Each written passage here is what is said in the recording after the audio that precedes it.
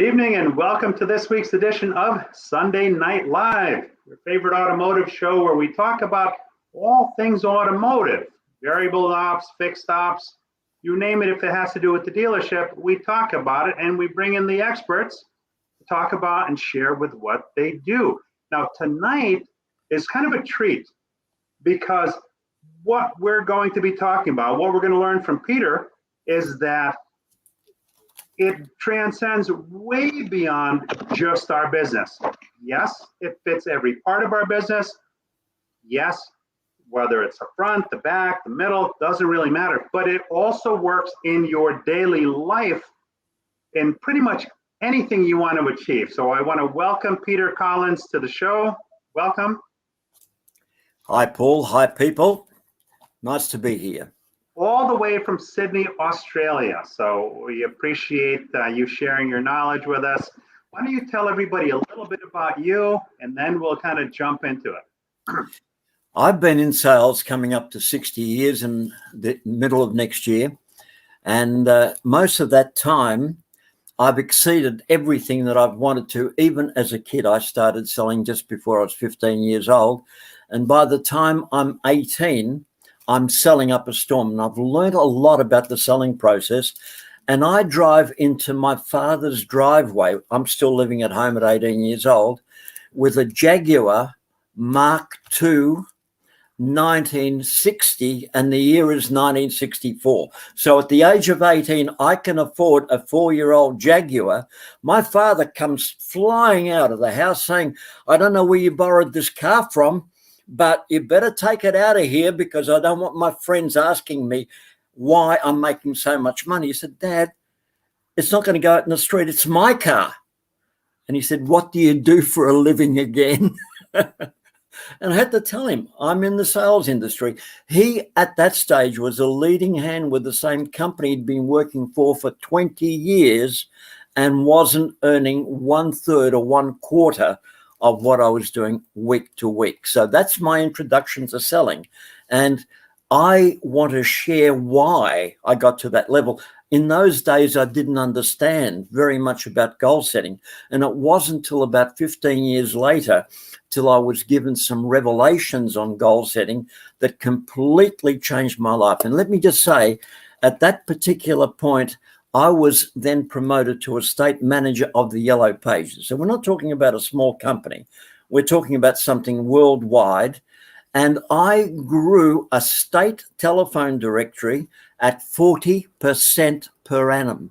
Now, most of the world was increasing revenue on last year at the rate of 3 and 4%. Here in Australia, we were doing a lot better, and we were doing between 8 and 12% during that period of time. And here I am writing revenues at 40% on the previous year. Now, I did it one time based on understanding how to work with goals. I got everybody else in my team behind me in such a way that we hit that 40% target the following year. By then, it was no longer a fluke. This guy might understand what he's doing. My managing director or CEO at that stage encouraged me to keep on improving on that score. So I set another goal at 40% revenue increase on the previous year. I did that 3 years in a row. Wow. It broke all sorts of world records with a multinational to start with, and a corporate one to boot, but it put me into the Hall of Fame twice in that company. Wow. In that period of time. So can you understand with that background how much people can benefit from what I want to share? And the first thing I want to share is with goal setting. It's no different to anything else in life, no different to a business plan. Put the work in and you will get the results. Don't put the work in, then you can complain about the results you didn't get. And most people say, yep, I'm setting a goal. They write it down on the 1st of January. By the 14th or 15th of January, they forgot that it exists unless their partner or somebody else asks them, like the sales manager, what happened to your goal? I've got it, and they can show it to them. Guess what? They've never read it. They've never understood it. They've never used it as a plan. And then they wonder why their goal doesn't work. And I another want to jump in here. If I Sorry. can jump in here for a second. We all say we have goals, we think we have goals, and we say, you know what, I want to do this by such and such date. Oh, no, we don't even say by such and such date. We say, this is what we want to accomplish. And in our minds, that's our goal. My wife reminded me that, you know, I shared with you guys that I had ballooned up to a portly 235 pounds. And I said to myself, my goal is I'm going to hit 200 pounds. I'm going to hit it, you know, within a certain amount of time. I wasn't sure how long it would take. So I had a goal in my mind, but I didn't really formulate it in any kind of scientific way, which Peter's going to share with us. And the thing that was in my mind kind of became action steps when I got the Fitbit, and I now had a plan specifically what steps I needed to take. And I'm 21 pounds into 35-pound weight loss. I will hit the rest of it by December 31st, guaranteed, because now I have a little bit better understanding of what Peter and I were talking about a little bit before the show started. So I'm really excited because you are all in the same position as me and everybody else out there that says, this is what I want to accomplish. But that's it. There's a whole science behind it that most of us don't do. So, Peter, I'm so psyched. Sorry to jump in, but I just had to get that off my chest. Paul, I'm glad you did, because we spoke about this before we came on air. And the one thing that I did with Paul is I congratulated him on his mindset. But I want to take that to the next level, because once you've got the mindset in place, you need to have a goal set in place. People don't get that. It's the mindset now at the next level. That's your goal set. With the goal set, you develop the appropriate skill set. And with that, you then need to pull in the tool set that you need to use in order to get that mindset. Does that make sense? Totally. Let me get to a couple of comments before we go too far. We got Ron Usher says, good day, Peter and Paul. Robert Allen Carvel, hello from Atlanta, Georgia, USA. And Michael Weldon coming into us from the West Coast. Thanks for the invite. Steve Apicella, purpose-driven goal plus relentless passion to achieve it equals results. And Kurt Von Annen, good evening, gentlemen. I was finally able to get on while you are live. Thank you. I want to say that I'm on here and I come on quite often to watch Paul work, and I enjoy this show more than any others. I know very little about cars. I know a fair bit about selling, and I know a fair bit of the science behind it. But every time I've tuned in to see Paul ask questions of his people, his guests, week after week, I get enthralled. And normally I don't have the time to spend an hour looking at something like this. But with you, Paul, I always put in that hour and I enjoy every bit of it. So thank you for the content and for the variety of content you provide. Thank you. Can I also say something to those gentlemen that were so kind with their comments? Goal setting is an art. It's beyond the science. People don't understand this. Good selling at the top level is also an art. It's beyond the science, because it requires more than just mindset. It requires that passion. It requires that focus. It requires a vision. You can't set a goal without the focus, without the passion, without the vision either.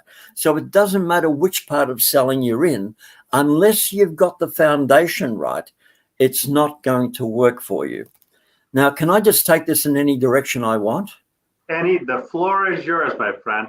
Thank you. Look, I want to start talking about a number of areas that people think they understand very passionately, and most people don't. I'm talking about affirmations. It's an area that people don't get right, because what they don't do is they don't work on it from an emotional standpoint. They're logical in what they do with their affirmations. Another one is visualization. Again, people don't get it. And I want to share a few things about how that works as well. But I also want to talk about a process that people say is traditional goal setting. Now, I have no idea what these people mean by saying it's traditional goal setting, because with all my research and all of the people that I've spoken to and I've trained over the years, the one thing that I find about so-called traditional sales training is there's no such thing. A lot of people that couldn't sell in the old days were brought in as sales trainers because the companies didn't want to let the best people out on the off the road as sales trainers. They needed the revenue. So the second-rate people then started sales training. And in so many companies, especially the medium-sized businesses today, that process hasn't changed in 30 or 40 years. And they're the ones that say, we teach traditional goal setting. I have no idea what they're talking about, because if you start setting goals the way that they tell you to, guess how much of that goal you're going to achieve? If you get to 60%, you'll be lucky. If you get to 70%, you're a champion. And if you're at 80%, you've worked your clacker off to try and get to that goal. Now, let me explain to you what I mean. That's an Australian term, by the way. So I gather, because I've never heard it before. you can use that in the States as well, because I think people understand what I'm saying. The other thing I will say, we don't have any kangaroos in the streets here in Sydney. But if you go to Canberra, where the greenies are in action over there, they're killing kangaroos 10 a night out in the streets in the middle of the city. Wow. They're wild, but they won't cull them. So anyway, getting away from that, let's get back to goals, because what needs to be done to get past that 60, 70 or 80%, what you have to do is to take your goals away from logic and bring the emotional aspect into them. Now, every one of us, no matter what we do in life, whatever plan we have, it's always based on logic. Now, for those that understand the selling process, if you try and sell on logic, you'll never sell a thing. Or if you do, it's going to be luck more than anything else. And I spell luck a different way, by the way. To me, luck is W-O-R-K, because the harder I work, the luckier I get. They keep telling me that all my life, right? I've heard that, yes. Yeah, the important thing here is that when you start setting goals that start to matter, you need to bring emotion into it. It's just like the other process that people talk about all the time, needs and wants selling. And so many people in training teach that you have to sell based on needs. Well, I'll tell you something that I learned more than 40 years ago, because in those days, to sell my sales training, I would go out on the road with the salespeople so that I could see what they're doing out on the road, and then come back to the management and say, this is what we need to train your salespeople in. And I remember going out to one call, and this poor young fellow that wasn't trained properly started saying, well, look, we need to find out what you need so I can suit that need, and then you can start making money with what I can help you with. Well, the client put his both hands on the actual on the desk, stood up and said, listen, young man, don't offend me. By you telling me what I need is offensive. I will only buy what I want. Do you understand me? And the poor kid went white, didn't know what to do. But the message I learned from there was what I wanted to teach people is about wants. And guess the story that I had from that point onward to teach people about wants selling. Nobody ever buys what they need unless the doctor says you need to buy yourself a wheelchair or whatever the case may be, but you won't buy that wheelchair until you want that wheelchair. That's the difference. You want to be able to buy it before you actually buy it. The same with a car. What we need are four wheels, a body, a steering wheel, a brake, an accelerator, whatever we want. But when we want that car, we want a white car. We want a sedan. We want a four-door or a two-door. We want a V8 motor like I still drive today. All those wants are what are taken into account before we buy what other people tell us we need. We don't need anything. We need to buy what we want. And the minute people start to sell what the prospect wants, guess what? They start to sell more. Now, I know a little bit about that selling because for over a 30-year period, my closing rate was 92% on the first call, irrespective of product. That's a pretty high closing rate. And again, I got into the Hall of Fame, corporate Hall of Fame, with that close rate. I did it for 2 years in a row, but I was training people. I'd take them out on the road and I'd say, this is how it's done. No training in the classroom, face-to-face training. You saw me sell, you saw me write the order. Now go out and do it yourself.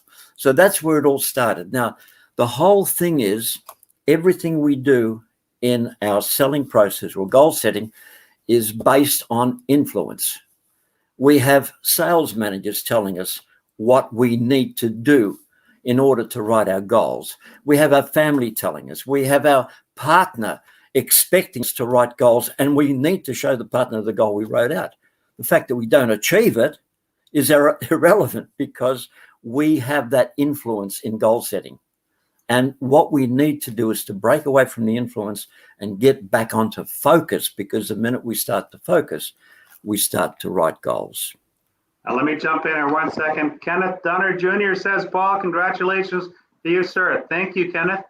And Orlando O. Spencer, yes, we really need, I think he meant we really don't need anything. It's mostly about wants. So true, Peter.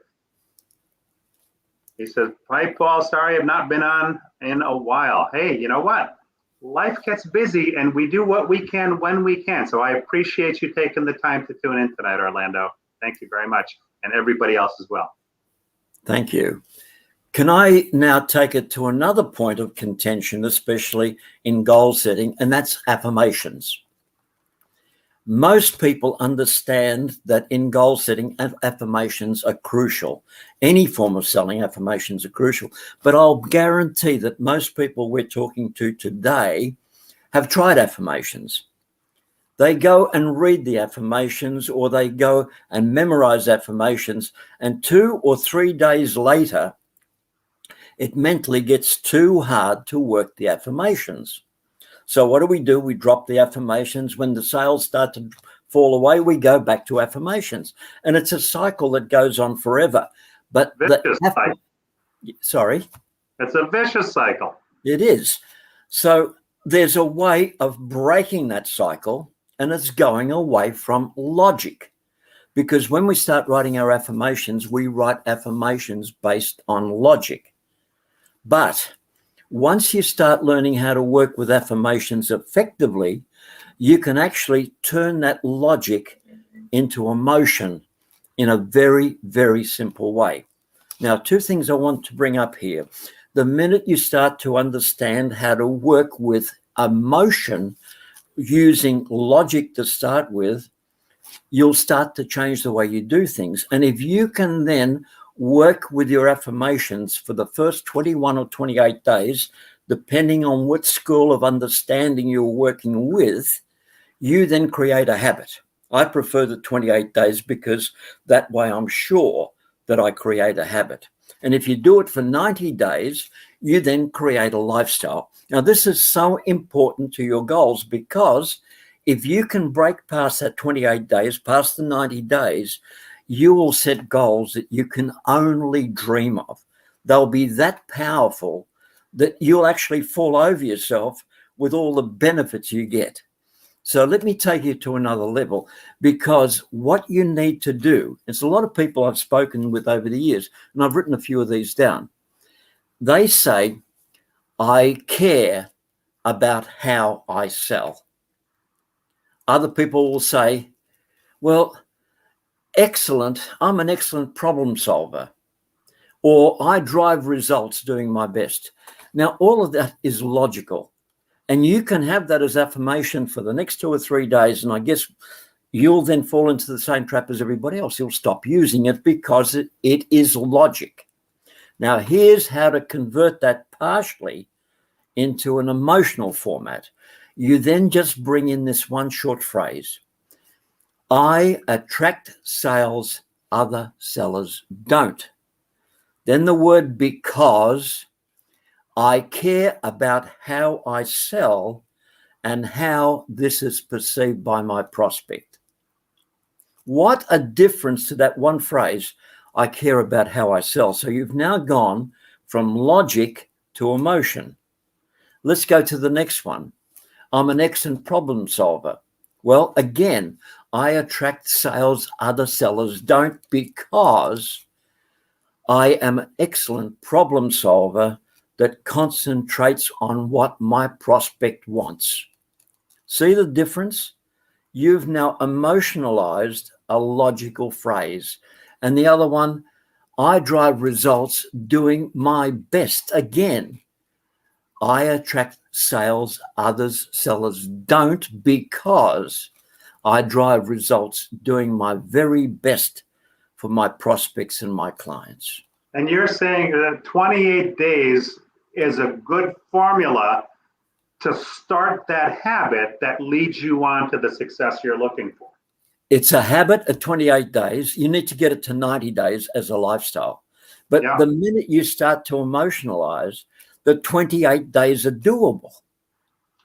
Well, very doable. And I'm going to relate something to you that happened to me. I'm hooked on food. That's just the reality of my life. Everything revolves around food and fine dining. Now, you say 28 days. I've been on this, I think when I finished out my thing last night, I think it's at 45 days or something like that. So for 45 days, I've been following a rigorous plan, and I've been achieving success with it. And here's how the mind flip works, okay? So we just got off a 3-day knitting retreat. Our other business, as my wife is the Nitty Gritty Yarn Girl on Facebook. So we had a 3-day retreat at a resort and spa where people came in from all over the country to spend time there. The food was wonderful. And my wife said, do you want to stay for the brunch? Now, ordinarily, I would have torn that brunch up, okay?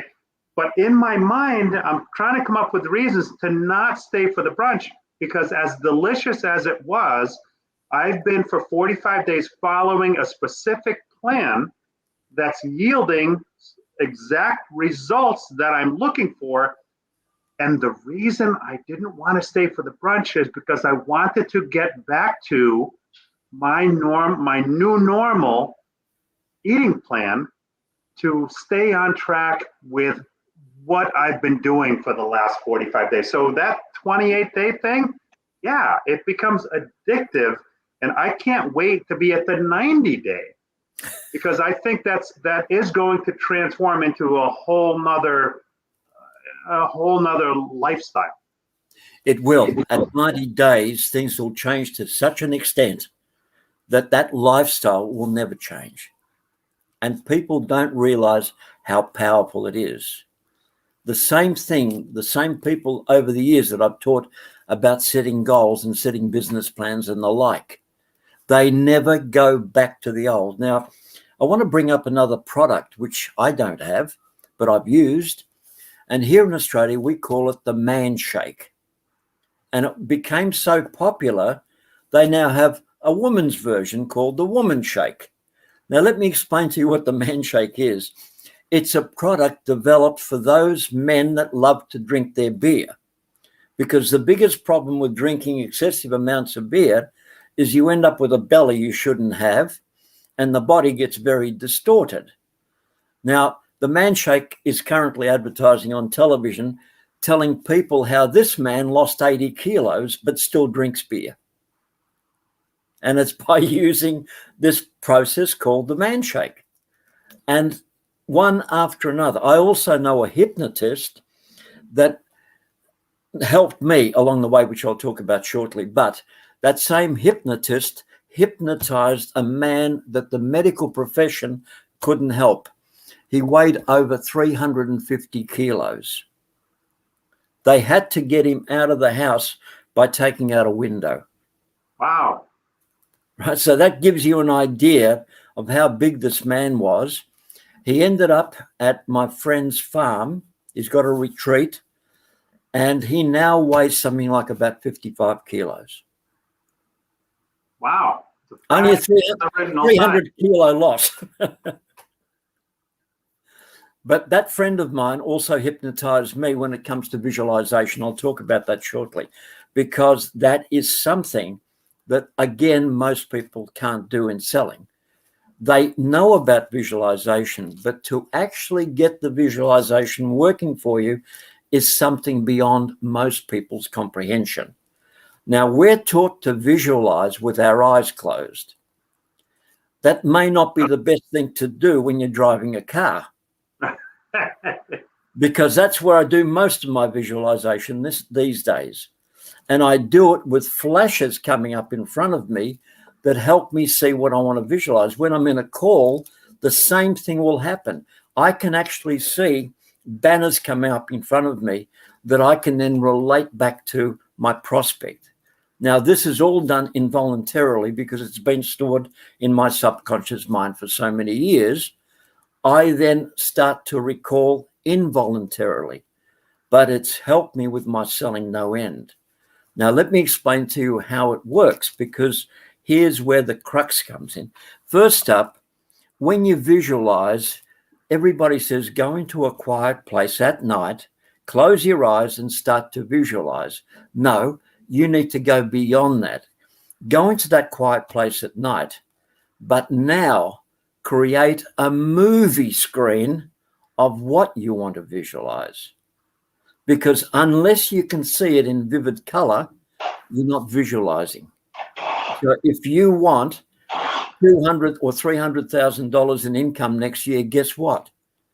Visualize $200,000 or $300,000 in dollars. And we don't have $1,000 notes here in Australia like you do in America. We only go for $100 note maximum. But if you can then look at a wheelbarrow full of $100 notes, you've now got $500,000 sitting in that wheelbarrow. That's a lot easier to visualize than $500,000 any other way. And then if you start to visualize properly, you start to bring in the senses: sight, sound, touch, feel, and taste. Because unless you can feel the money, you can't visualize it. Unless you can see the money, you can't visualize it. Unless you can actually put your finger on it, rub it over the note, then back into your mouth, you won't taste it. So the five senses are so crucial in whatever you visualize. That's important. But you then, once you visualize, now start to live the goal. You see, now your visualization goes into you seeing the house you want. Well, go and take a photograph of you in front of a house similar and make it your home. Seeing the car you want. Now, in the car industry, you do this all the time. People have goals to buy a car. Ask them what color, ask them what model, what make. Now, take them straight to the car and guess what? They've fallen in love with it. Right. It's visualization at work in reverse, because now you're there at the coalface, not just visualizing, but you're actually living the dream. And that's they're painting the picture in their minds when they're in the car. They're painting the picture for themselves, where they're going. What's that first trip they're going to? Yep. Who's the first neighbor that's going to compliment them on their new car, or the family member, or the next event they go to? So they're painting that picture while they're sitting there immersed in it, as opposed to a picture of a car. It's a whole nother way to look at it. Paul, what would a good salesperson do? They'd ask the appropriate questions to put that person in that picture. Right. Ask them what the neighbor would think with this new car. Ask them what their family would think. Which kids would sit which side of the back, right or left? You know, all these little things which then bring it into reality is what the visualization is all about. Right. See, visualization is only good if it's in the now, not in the future, right. Not in the past. It's not visualization. But if you talk about the now, their mind can translate 3 months ahead when they can afford it. Their right. mind can translate into next week when they take delivery of that car. I think now it's 6 months before you get delivery too. It's crazy. After that, you know, it's interesting you said so many months from now until they can afford it. Oh, let me just read Orlando's comment. He says, I am now learning that the logic that I claim to have comes from first my emotions, and then I use my logic to justify what I'm feeling. Therefore, these days, I first start with my emotions and then try to understand the emotions of my prospects and clients. I would say this to Orlando. The selling process works this way. You sell based on emotion, and then you ratify the sale with logic. It's your confirmation that you've bought. Try it any other way, it won't work. Does that make sense? Yeah, oh, absolutely. It's the ratification or the verification of your purchase with logic. The only time you need to bring in logic, and if you don't bring the logic in, the emotion doesn't have the same bite. And let me add to, so I was going to say a little bit more. When you said, so that they say a few months from now when they can afford it, let me tell you about when they can afford it. Okay. Sure. I remember a few years back, this customer, their Lexus RX 300 was coming off lease, and the RX 330 was a bit more costly. Okay. And everybody's fear was, well, you know, it's a lot more money than the 300 was. And this customer that was turning in their lease said, I'm at $350 a month. No, they were at like $325. They said, we can go $350. That's it. Not a penny more. Pat said, don't listen to them. Just take them out to the car. Take them out to the new one. They can appreciate, they loved what they had. They appreciate what that was. They will appreciate what this is. And after spending time with them, and this guy, Pat Matera, was a master closer, this guy. We spot delivered that car to that couple that same afternoon at $650 per month. And they were both smiling and happy going out the door in the car they said they would not go over $350 for. That's fantastic. Now, look, let me say something. I can only personalize that. First up, I buy my cars for cash. So I don't understand this paying off stuff. It's obviously a very good selling tool, but it's something foreign to me. Secondly, for the last 20 years, guess what I've driven? Lexus. I've had 6 Lexus during that 20-year period. It's my preferred car. I used to be a top-end Mercedes driver, and then I converted to a Lexus. I used to drive LTDs, all sorts of top-end cars all my life. And guess what? I'm a sold Lexus driver, and I'm committed to Lexus. So I can understand where you're coming from. The other thing, when it comes to preference in any type of vehicle, again, it's not logic. Right. It's emotion at the top end, because now we're bringing emotion into a different level. How does it make you feel? Yes. But we can go to the level above that level if you want, because the minute you start bringing things in emotionally at a new level, you then start bringing ego into play. And when you have ego involved with emotion, these people will jump over your desk just to sign the paperwork. You know what I'm talking about. It's that powerful. And a lot of people in sales don't like working with ego, because to them it's foreign. It's not. It's not foreign to your prospect or your customer. So why should it be foreign to you? Can I keep going on that same level? Yes. Okay. Let's take it up another notch. And let's start talking about goal setting at a level everybody can understand, but again, very few people use. We've all heard about goal boards.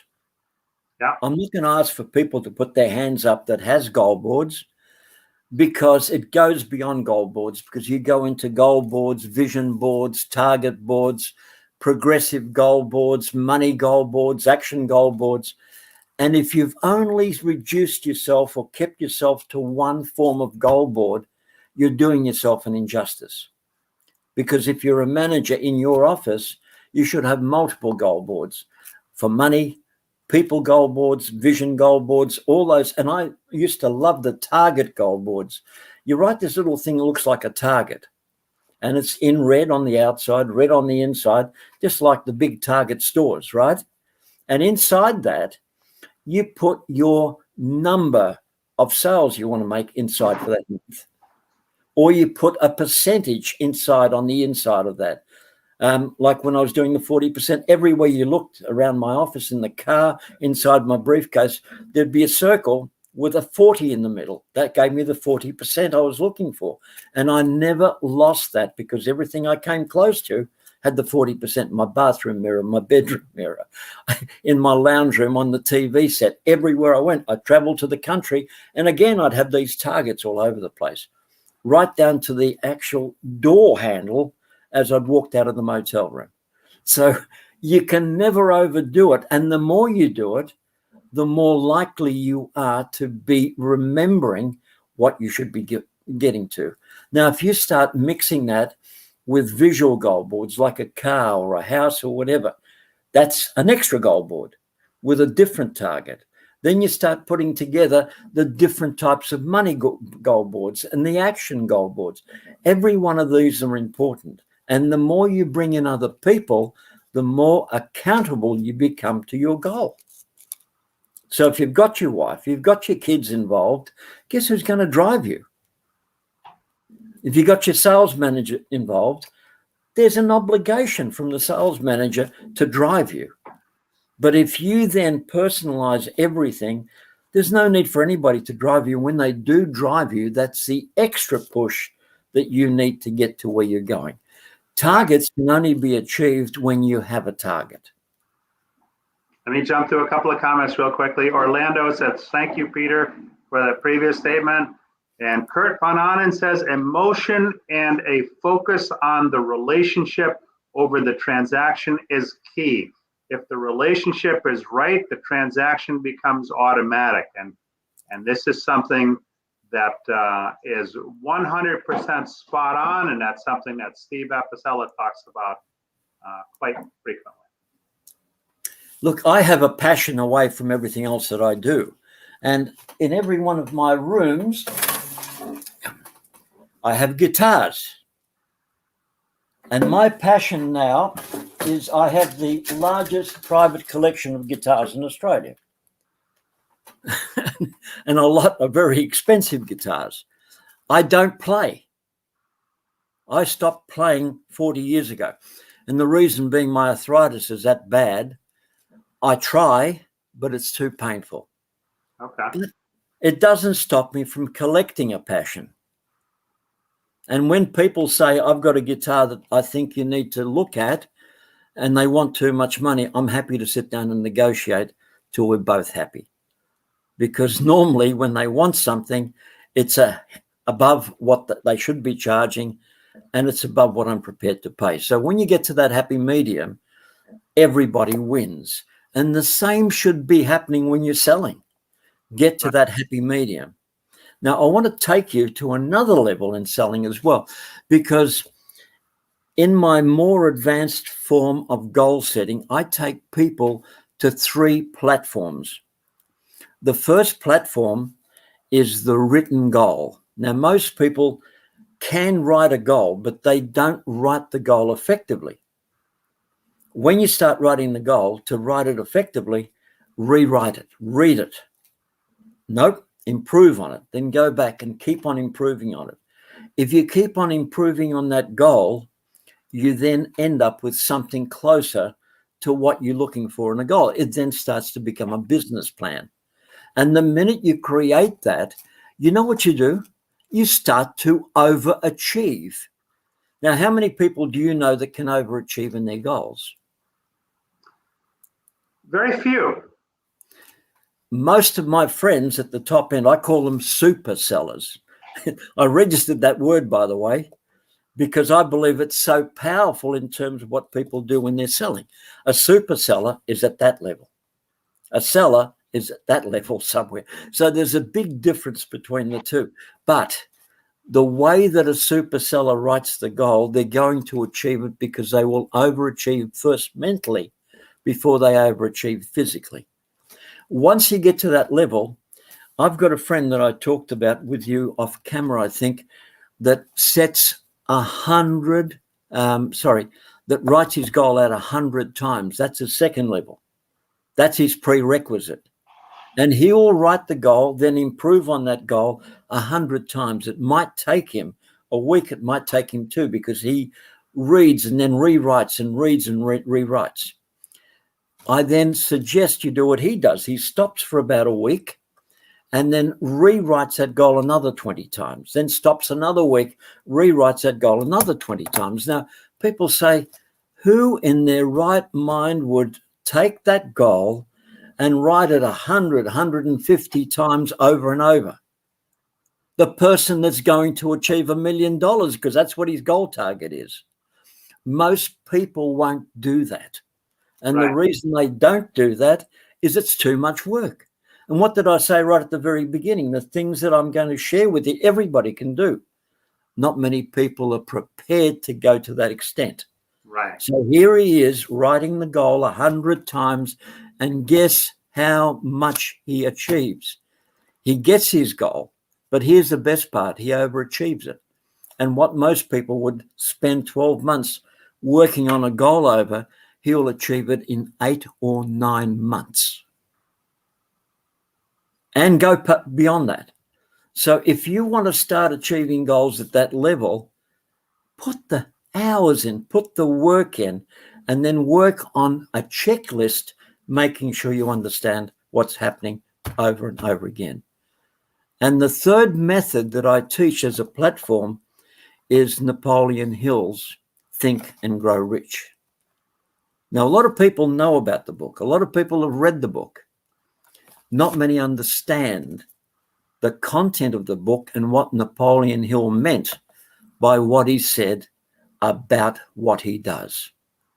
And I spend hours and hours. In fact, on my second video, which goes for 3 hours, I devote more than an hour to Napoleon Hill and his goal-setting method, which is the best one I've ever come across. It's the one that got me started back in 1975 when I first started writing high-end goals.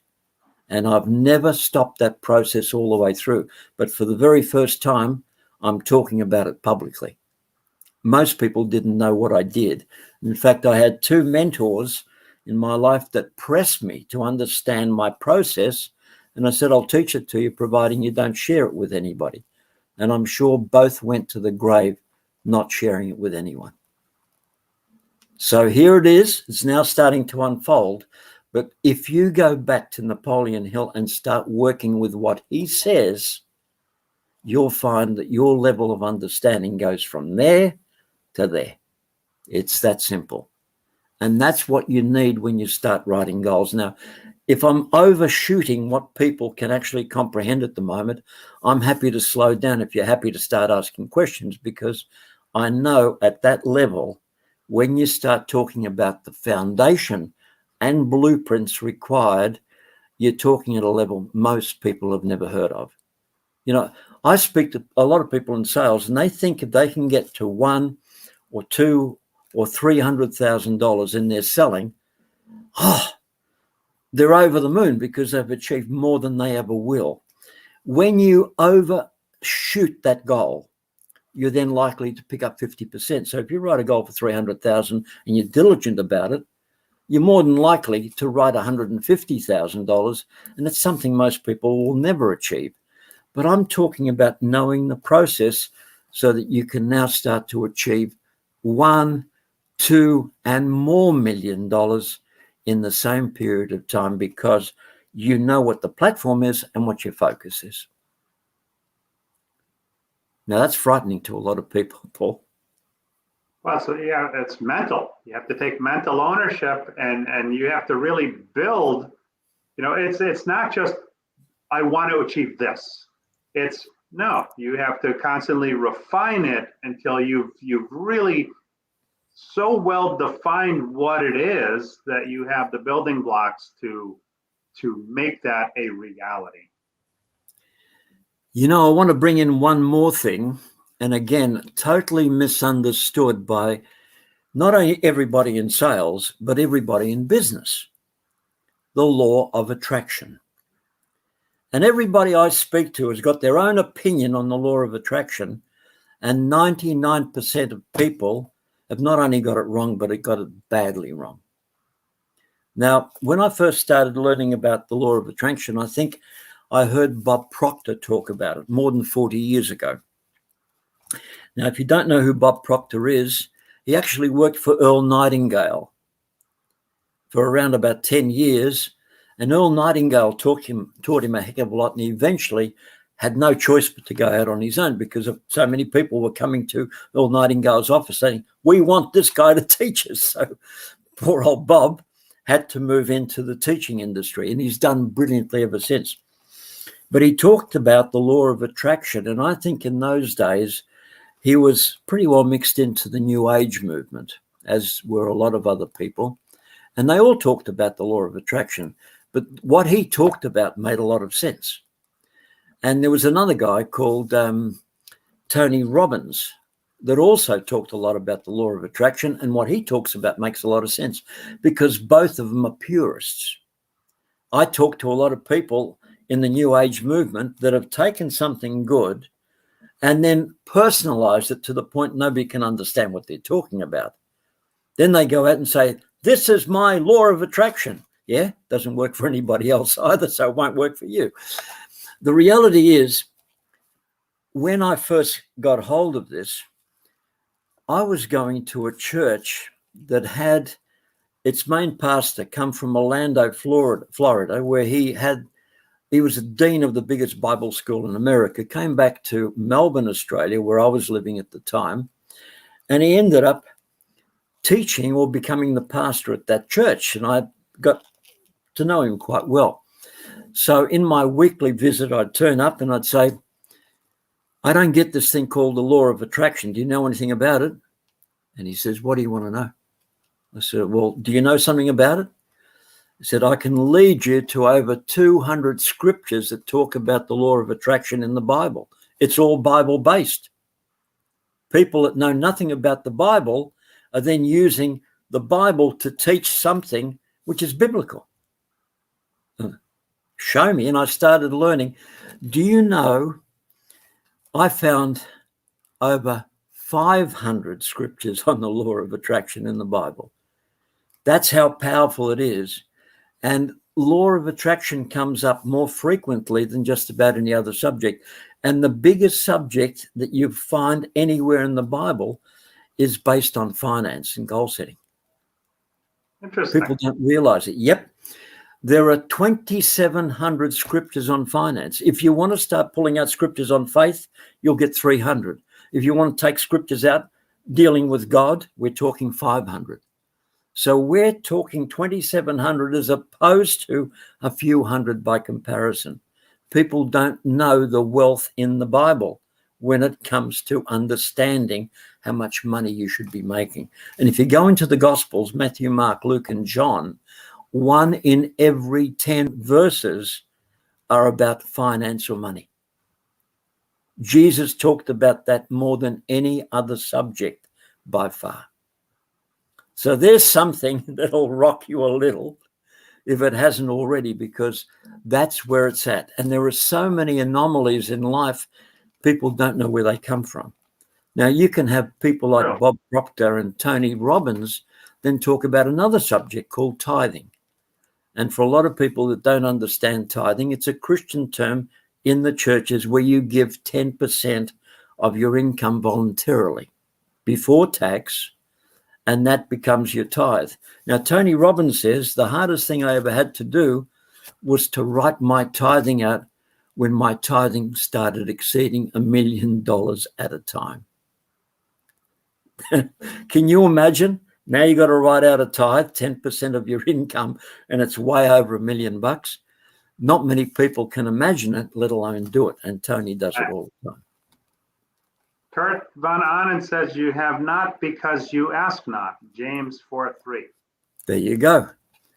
Keep bringing up the scriptures because it keeps on going from there. Actually, I, not that long back, started getting into the Beatitudes. Knocking you shall see, seeking you shall find. Knocking the door shall be open to you. You know, the interesting thing is I then spend 15 minutes explaining what that means biblically to the salespeople. Because there's so much wisdom in just that one phrase. Salespeople, once they get hold of it, their selling changes forever.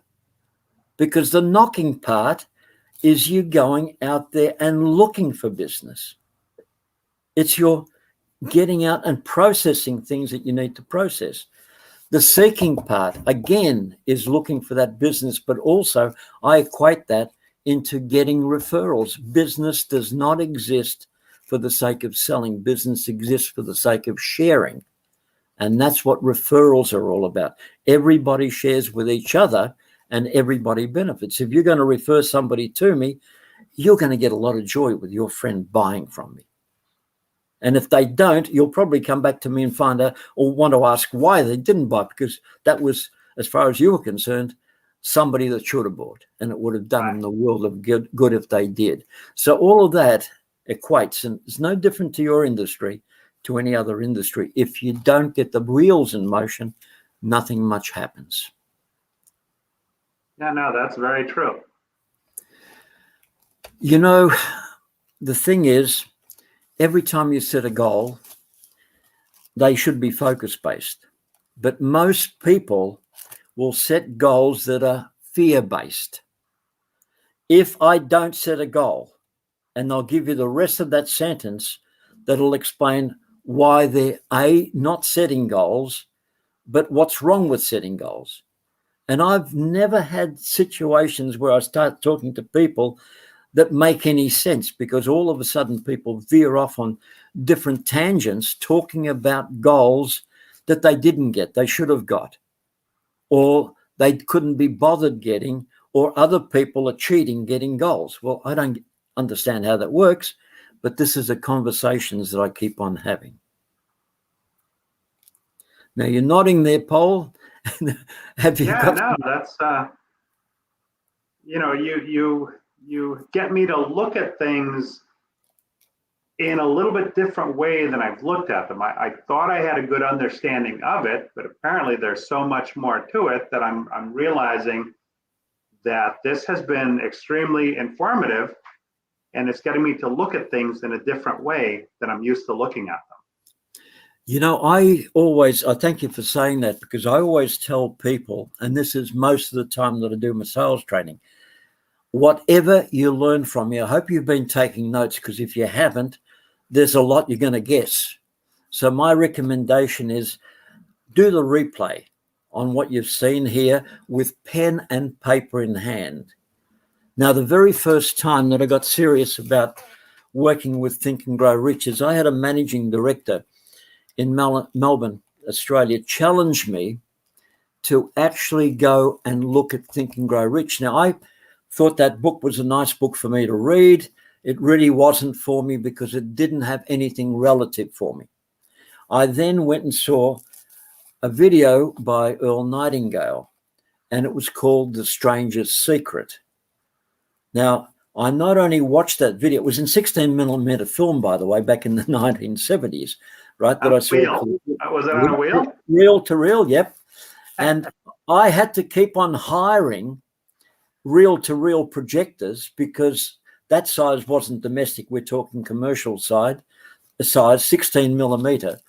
And the first time I watched Earl Nightingale and The Strangest Secret, I must have watched it at least 15 or 20 times in a day. A 30-minute video. I just couldn't believe what I was seeing. I had to go over it and over it and over it. I took copious amounts of notes. And when my managing director says, I've got to go and read Think and Grow Rich, I then decided I was going to read it and read it properly. I'm a fast reader. So I disappeared with Think and Grow Rich as a book and a notepad. Now, I'm talking about a legal pad in American speak. And I soon filled that up. Then I filled up a second one. Then I filled up a third one. This is a long weekend. I got 3 days to absorb this. And I just kept on filling up these legal pads with information. I walked out of that premises after 3 days, an absolute change, man. What I saw in Think and Grow Rich blew me out of the window.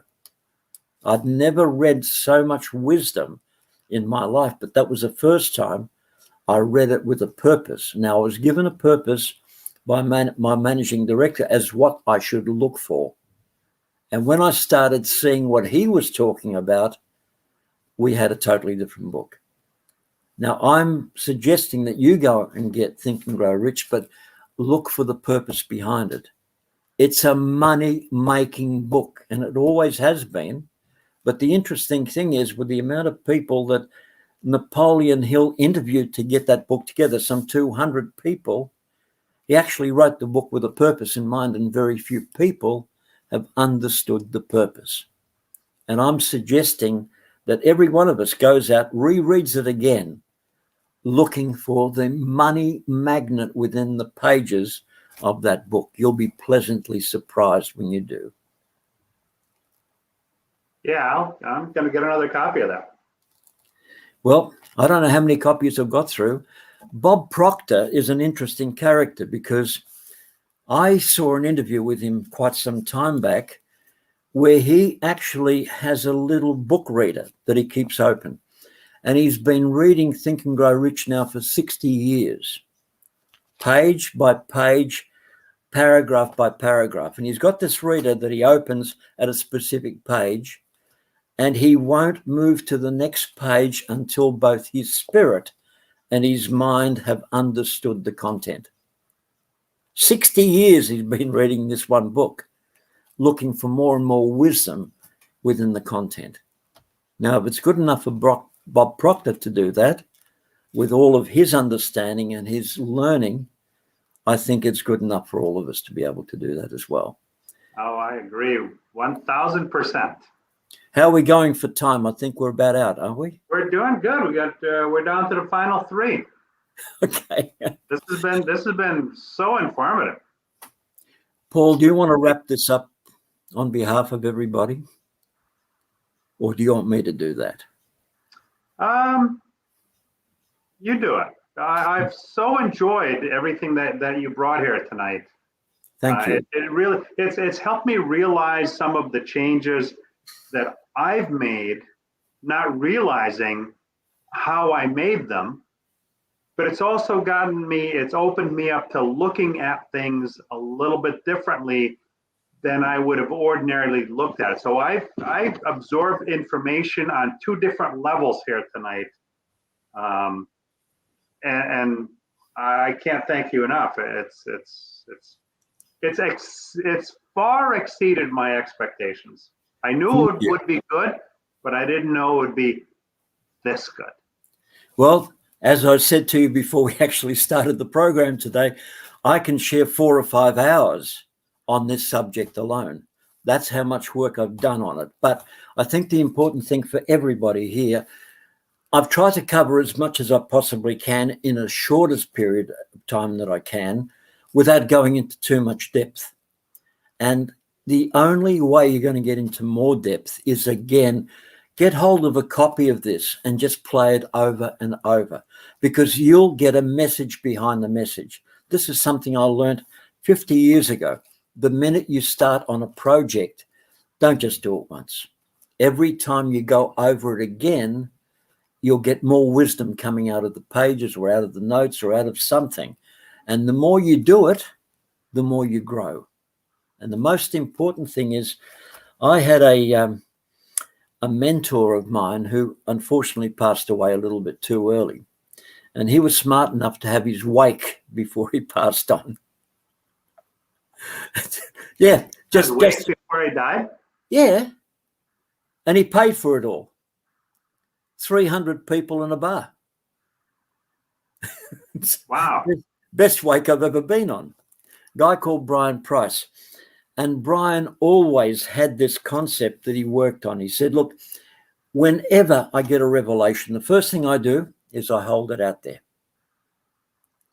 And I just leave it there until I can get some knowledge behind it. Now, sometimes I have to throw it away because I realize it's of no value. Other times I then go searching for more knowledge while my hands are now waiting to pick up more information. And if you start doing that in everything you do in life, you will grow at a level which you will not believe possible. Your wisdom level will go to extremes, and I mean absolute extremes, because the minute you start to look for things, you'll find them. It's the old process of Matthew 7:7.